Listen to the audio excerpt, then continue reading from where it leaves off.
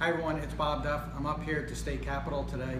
Going to be calling U.S. Senator Chris Murphy, who's leading the opposition to Trump Care, and wanted to thank him for leading the opposition against this terrible health care bill, and to thank him for his no vote.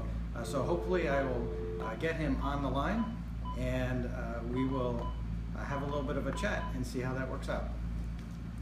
So if you can just stand by for a couple minutes while I'm talking to Senator Murphy. And hello. Hi, Chris. Yes. Hey, it's Bob Duff. How are you?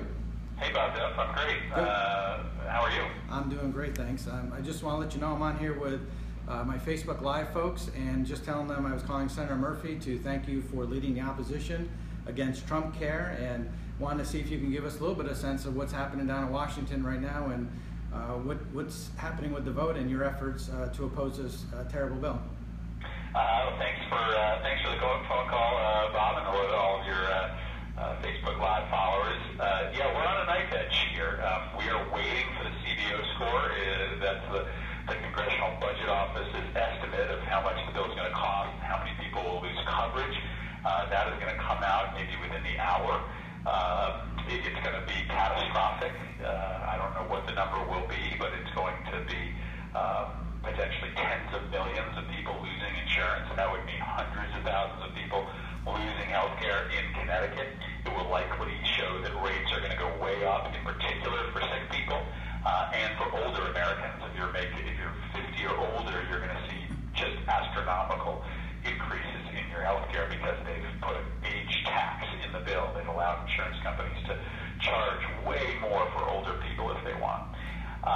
We don't know what's going to happen this week.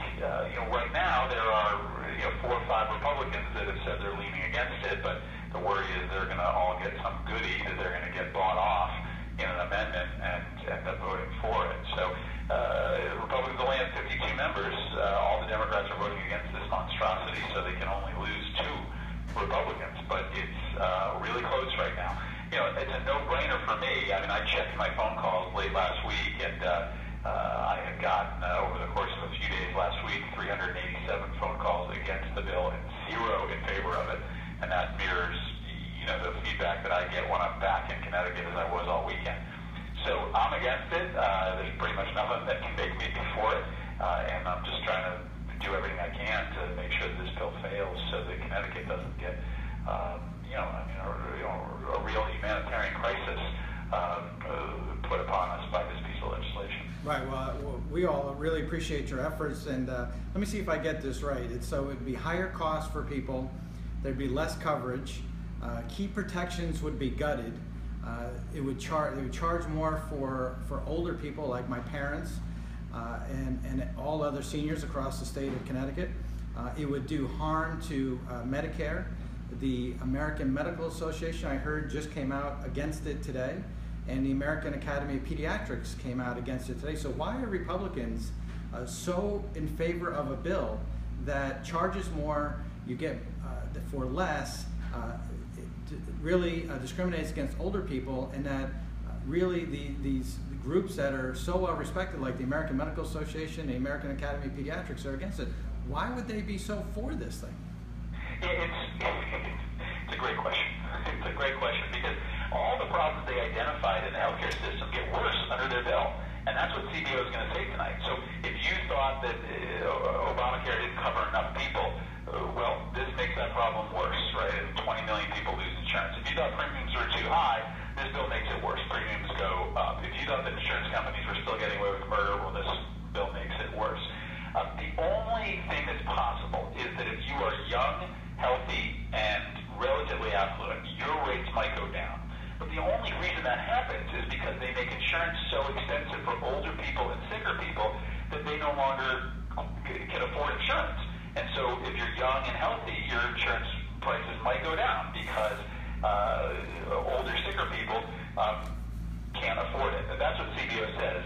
So admittedly, there's one kind of population that might do better. Everybody else does worse. So why? I think it's 2 issues, Bob. One, they're kind of like the dog that caught the car. They promised everybody they were going to repeal Obamacare, but they didn't give any thought to what comes next. And now you're seeing the product of 7 years of opposition with no actual replacement plan. And two, all of this is done in order to pay for a giant new tax cut for the very wealthy. So Republicans for a long time have believed in trickle-down economics. This is a huge tax cut for people making over $200,000 a year, that is their priority. Hey, breaking news, Bob. Literally 30 seconds ago, CBO just released their report. It's a bombshell. 22 million people lose health care under the Senate bill. That's the exact same number as the House bill. The Senate bill, which was supposed to be better than the House bill, which is supposed to learn from the mistakes of the House, their number is the exact same number. It was 23 million in the House. Senate bill, CBO says, as of 30 seconds ago, will result in 22 million people losing insurance. That's absolutely devastating. Well, that is devastating, and I know the president said he wanted to have a bill with heart after then basically throwing all the House Republicans under the bus, which deservedly so with the bill that they passed.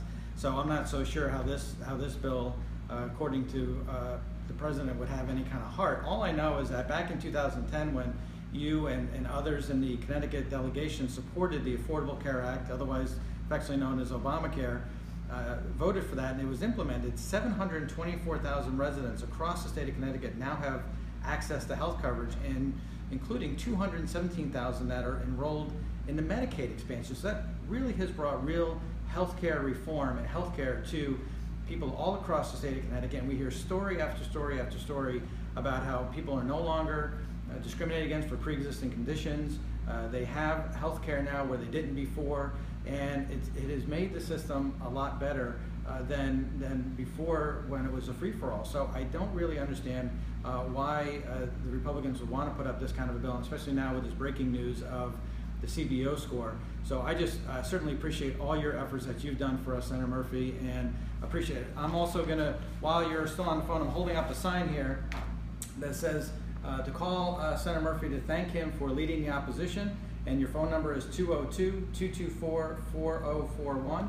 And again, thanks Senator Murphy for his great opposition to Trump care, and we hope that those Republicans will stand against the Trump care and not fall into a trap of following their party, because we know that this is not good for people in the state of Connecticut, and certainly not good for the rest of America. And again, we thank you for all that you've done for us.